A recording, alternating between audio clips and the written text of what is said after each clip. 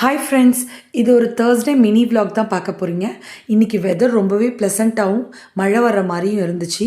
சரி, அதான் அப்படியே ஃபில்ட்ரு போட்டுட்டு அதோட நம்ம எதாவது ஸ்நாக்ஸ் செய்யலாம், பசங்க வர டைம் ஆகிடுச்சின்னு சொல்லிட்டு நான் ஒரு பேனில் கொஞ்சமாக தண்ணியில் சால்ட் ஆட் பண்ணிவிட்டு, காலிஃப்ளவர் தான் என்கிட்ட இருந்துச்சு. ஸோ அதை நான் கட் பண்ணி அதில் போட்டுட்டேன். 2 வெங்காயத்தை இந்த மாதிரி பொடிசாக கட் பண்ணிக்கோங்க. இது கூடவே கொஞ்சமாக கொத்தமல்லி தழை, கருவேப்பிலை கட் பண்ணி வச்சுக்கோங்க. இந்த ஸ்நாக்ஸ் வந்து சட்டுன்னு செஞ்சிடலாம். நான் காலிஃப்ளவர் இன்றைக்கி யூஸ் பண்ணியிருக்கேன். நீங்கள் அதுக்கு பதில் கேபேஜ் கூட யூஸ் பண்ணலாம். ரொம்பவே சூப்பராக இருக்கும்.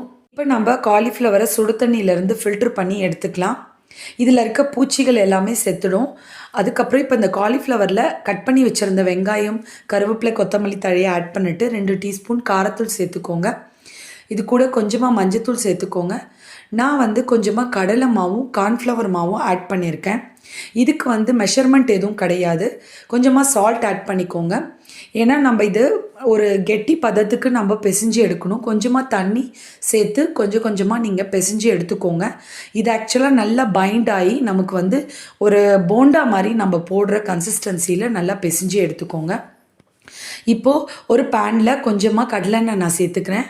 எண்ணெய் சூடானதும் இந்த மாதிரி போண்டா சைஸில் சின்ன சின்னதாக உருட்டி போட்டுக்கோங்க.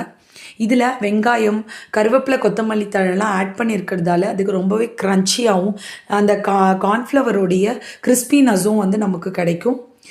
குழந்தைங்க ரொம்பவே விரும்பி சாப்பிடுவாங்க. அதுவும் இப்போ கிளைமேட் ரொம்பவே சேஞ்ச் ஆகிட்டு வரதால் அடிக்கடி மழைலாம் பெய்யுது. ஸோ பசங்க ஸ்கூல் முடிச்சுட்டு வந்த உடனே அந்த ஈவினிங் டைம் ரொம்பவே கூலிங்காக இருக்குது. ஸோ அந்த டைம் ஏதாவது சூடாக கேட்குறானுங்க. என்னோடய சின்ன பையன் தான் ரொம்பவே விரும்பி சாப்பிடுவான். இந்த மாதிரி காலிஃப்ளவர் 65 இந்த மாதிரிலாம் பண்ணி கொடுத்தேன்னா ரொம்ப பிடிக்கும் அவனுக்கு. ஆல்மோஸ்ட் நல்லா வெந்துருச்சு. நான் திருப்பி போட்டுக்கிறேன். இப்போ பாருங்கள், நல்லா கோல்டன் கலர் ஆகணும். இப்போ நல்லா சிம்மில் வச்சுட்டு நம்ம வந்து அதை ஒரு பிளேட்டுக்கு ட்ரான்ஸ்ஃபர் பண்ணிக்கலாம். இது ரொம்பவே சட்டுன்னு ஈஸியாக பண்ணிடலாம். இந்த ரெசிபியை நீங்கள் ட்ரை பண்ணி பாருங்கள். பசங்க அடிக்கடி செய்ய சொல்லுவாங்க. இப்போது இதில் நான் கெச்சப் வச்சு இதை சர்வ் பண்ண போகிறேன். இது கூடவே நான் வந்து கொஞ்சமாக காஃபி போட்டுக்க போகிறேன். இன்றைக்கி ஃபில்ட்ரு காஃபி தான் நான் செய்ய போகிறேன்.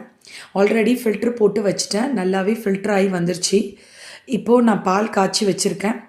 ஒரு டம்ளரில் நான் கொஞ்சமாக சர்க்கரை சேர்த்துக்கிறேன். உங்களுக்கு வேணால் நாட்டு சர்க்கரை கூட ஆட் பண்ணிக்கோங்க. இப்போ டிகாஷனை ஆட் பண்ணிக்கலாம். இந்த ஃபில்டர் காஃபி பார்த்திங்கன்னா, இந்த காஃபி கொட்டை வந்து நான் ஒமான்லேருந்து கொண்டு வந்தேன். வீட்டிலே நான் வந்து ஃப்ரை பண்ணிவிட்டு அதுக்கப்புறம் மிக்சியில் பவுட்ரு பண்ணி ரெடி பண்ணது. ரொம்பவே டேஸ்ட்டாக இருக்கும். இன்னொரு தடவை நான் இதை வந்து எப்படி ரெடி பண்ணன்ற வீடியோ உங்களுக்கு நான் போஸ்ட் பண்ணுறேன். அவ்வளோதான் ஃப்ரெண்ட்ஸ். இப்போ நாங்கள் ஃபில்டர் காஃபியோட இந்த ஸ்நாக்ஸை என்ஜாய் பண்ண போகிறோம். இந்த வீடியோ உங்களுக்கு பிடிச்சிருக்கும் நம்புறேன். பிடிச்சிருந்தால் லைக் பண்ணுங்கள். இந்த ஸ்நாக்ஸை ட்ரை பண்ணி பார்த்துட்டு கமெண்ட் பண்ணுங்கள். தேங்க்ஸ் ஃபார் வாட்சிங்.